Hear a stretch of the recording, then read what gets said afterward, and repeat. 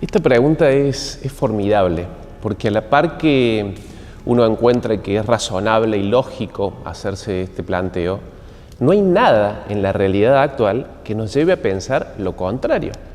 Sobre todo si entendemos al humanismo como un modo de mirar el mundo, de acercarse al universo, a todo lo que nos rodea, haciendo que o creyendo que el espíritu humano, su inteligencia, su voluntad, su capacidad de elegir, es capaz de buscar, reconocer y por supuesto posteriormente abrazar lo que ve como bueno, lo que ve como bello y lo que ve como verdadero.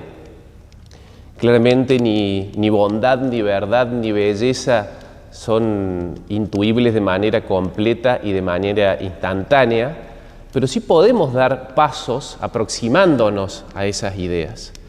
Entonces, si somos capaces de acercarnos a esos tres conceptos tan clásicos, tan humanistas, nos vamos a dar cuenta de que la perfección quizás no es alcanzable, pero sin lugar a dudas que es perseguible. Y si esa perfección de la que hablábamos, que no es alcanzable, pero sí perseguible, está en nuestra mirada, en nuestro objetivo, así como ha habido humanismo a lo largo de los últimos siglos, seguirá habiendo humanismo hoy y seguirá habiendo humanismo el día de mañana también.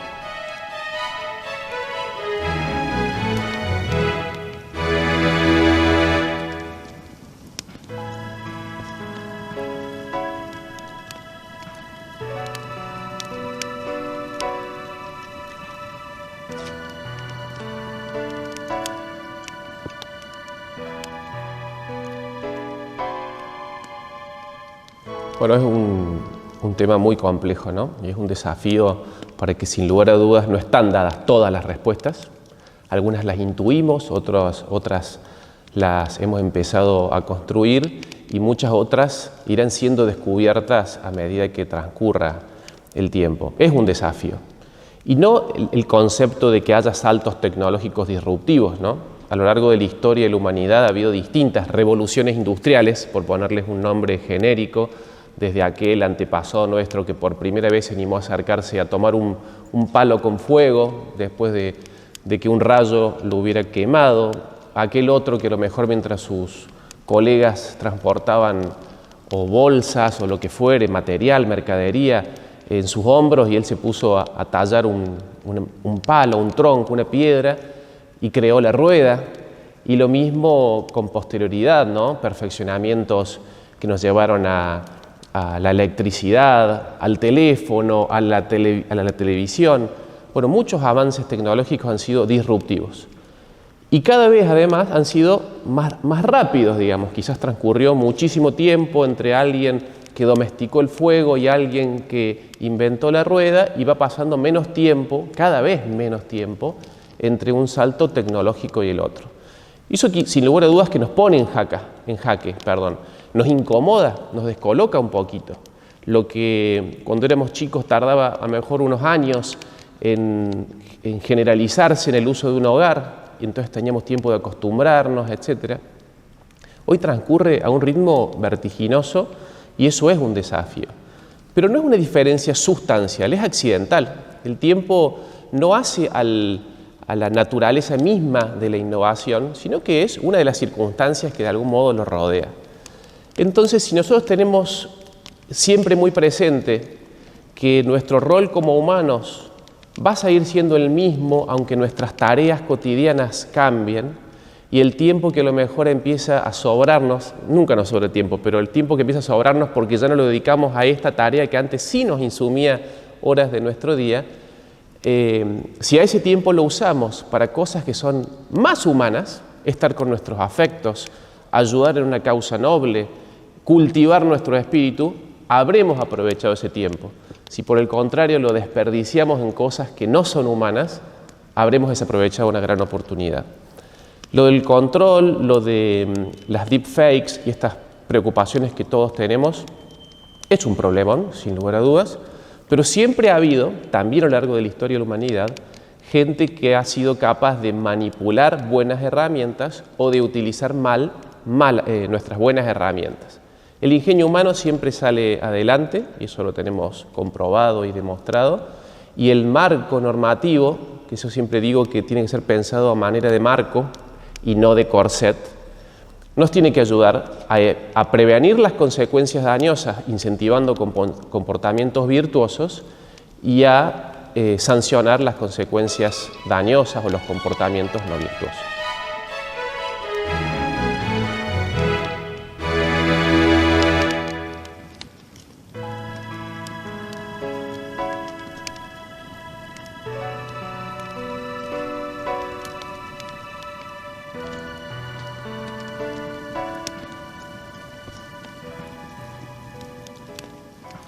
Esa pregunta nos tiene que llevar a una reflexión muy profunda, porque es un dato evidente, es una realidad muy palpable, que nuestros jóvenes hoy aprenden de un modo diferente a como aprendíamos nosotros. Y si ellos aprenden diferente, sin lugar a dudas, que quienes tenemos la tarea de enseñar, de educar, de ayudar a formar, tenemos que enseñar de manera diferente para lograr resultados. Esas 4 C de las que hablaste, creo que son una clave fundamental, sin lugar a dudas. El gran desafío es ayudar a nuestros jóvenes a pensar, que salgan de nuestras aulas habiendo entendido cómo razonar, cómo construir conocimiento, cómo hacer avanzar el estado del arte de una disciplina cualquiera, ¿no es cierto? Y por eso, aunque el conocimiento enciclopédico tuvo una razón de ser en el siglo XVII y en el siglo XVIII, que es cuanto más del conocimiento humano tenga centralizado cerca mío, más podré dar respuesta a los desafíos. Había bibliotecas, había universidades, sin lugar a dudas, pero la gente iba por el mundo y decía, todo lo que yo sepa es lo que me va a permitir dar respuesta. Hoy el conocimiento enciclopédico lo tenemos tan al alcance de la mano con la tecnología, que quizás valdría la pena dejar de insistir en la acumulación de datos accesorios, sí sustanciales. La historia de Argentina tiene tanta riqueza que vale la pena de ser conocida para aprender y construir nuestro presente y por supuesto nuestro futuro, y lo mismo todas las materias clásicas que hemos tenido. Pero yo me animo a proponer algo que lo viví en el Monse, no es una idea mía, es que nuestros docentes sepan transmitir a quienes pasan por las aulas 2 grandes ideas, que son la de heroísmo y la de trascendencia. El heroísmo no desde un punto de vista romántico, sino de decir, si yo descubro que algo es valioso, que algo vale la pena, tengo casi que el deber, el compromiso de jugarme por ese ideal, por esa causa noble. Y eso está en la familia, está en la patria, está en nuestra sociedad en su conjunto, y creo que eso vale la pena. Y la trascendencia también. Hoy tenemos muy instalado el concepto de lo inmanente, el individualismo, es lo que transcurre y desaparece, y soy yo y nadie más que yo, y una mirada trascendente que nos permite decir, yo soy hoy porque alguien fue antes que yo sé hoy porque alguien comenzó a saber antes de que yo llegara. Bueno, tengo una responsabilidad de trascendencia hacia las generaciones futuras. Si nuestros docentes son capaces de abordar estos desafíos, insisto que las respuestas no están todas dadas, pero de abordar estos desafíos, de planteárselos, habremos dado un gran paso. Habremos dado un gran paso y podremos mirar el futuro, si no con un optimismo ingenuo, sí con mucha esperanza.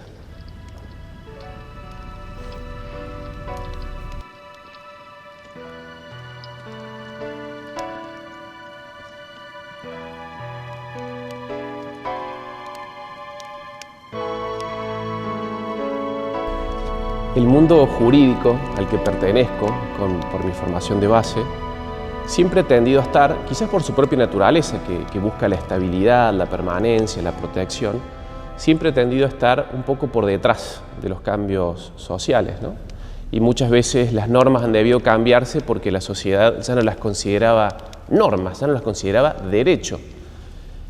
Habían caído en desuetudo, nos enseñaban a nosotros en el Monse, habían caído en desuso, ya no eran más una costumbre. Hoy, sin embargo, creo que tenemos una oportunidad enorme desde el derecho, que es, ya sabemos esto que ha venido, por supuesto que tenderá a seguirse profundizando, a seguir profundizándose, desarrollándose, pero ya sabemos qué es lo que ha venido y estamos en condiciones de dar un marco. Hace un ratito decía que a mí me gustan las normas pensadas como marco de contención y no como un corset que impida el desarrollo. Pero esa idea tampoco es una idea espontánea que nace por reflexión mía, es algo que vivíamos en el Monse desde la época de nuestro fundador, que no dijo seguramente, habrá charlado miles de cosas sobre cómo empezamos a formar a los jóvenes, pero no dijo quiero que le enseñen todas estas cosas, sino que dijo hay que formarlos en virtud y letras. Eso es un marco, no un corset, y así creo yo que podríamos abordar quienes estamos en el mundo del derecho, algunos como abogados, otros como magistrados, otros como escribanos o notarios, los desafíos que se están planteando actualmente.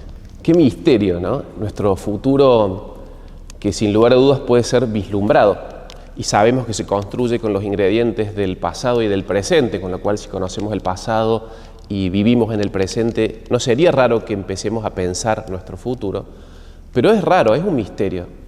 Sí vemos que nuestras tareas cotidianas en la profesión han ido cambiando.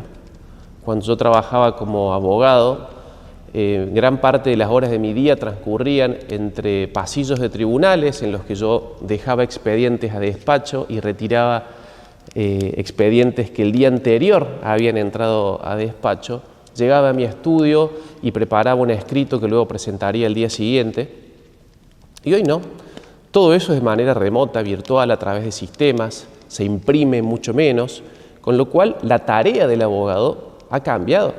La tarea del juez, que antes, después de leer los 3 cuerpos de un expediente con cierta complejidad, de haber analizado la prueba, buscado en libros de jurisprudencia y de legislación algún caso que se adapte a ese caso concreto, con su criterio escribió una sentencia que determinaba qué es lo que era justo en ese caso concreto. Pero hoy lo hace de un modo diferente. Entonces, me gusta pensar que nuestras tareas cambian, pero nuestros roles no cambian. El del abogado seguirá siendo defender intereses, proteger derechos, y el del magistrado seguirá siendo impartir justicia, es decir, no aplicar una norma, la aplica, pero no es solo aplicar una norma, sino es determinar esto es justo en este caso concreto. ¿Qué estaré haciendo cada día a lo largo de mi futuro? No lo sé. Sí creo que mi rol seguirá siendo parecido.